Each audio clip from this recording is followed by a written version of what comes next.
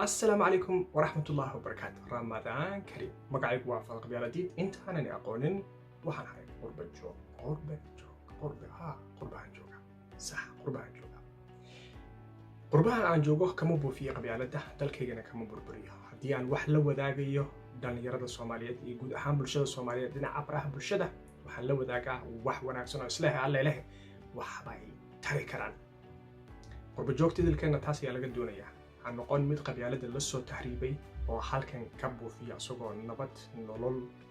amni cadaalad shaqo iyo baasaboor oo dunida ku maro meel walba haysta una xariiso kuwii aanu ka nimid una xariiso dalkaaga ku dhis erayo wanaagsan dhiirigeli dhalinyarada dalka joogta dhiirigeli kuwa qurbaha jooga aynu ka faa'iideysano fursad aanu haysano marnaba iyana ku mashquulin qabiil aanan meel ina gaarsiinayn war qabiilku maalinka soo tahriibaysay Liibiya soo mareysay Saxaraha soo mareysay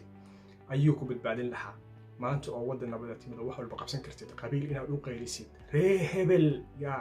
ayaa maqaamkooda in la dhiso mudan mid baa xalay fiilan kala haa yaa feeraxanuuna ku dhacay war inaa habarta ma kaabsanaya warkii oo kooban dhalinyaro aan u midowno danta guud ee dalkeena meel walba joogtaan waxaa ilaahay dugsi male qabyaaladii waxay dibisa mooyaane isnoqo mahadsanid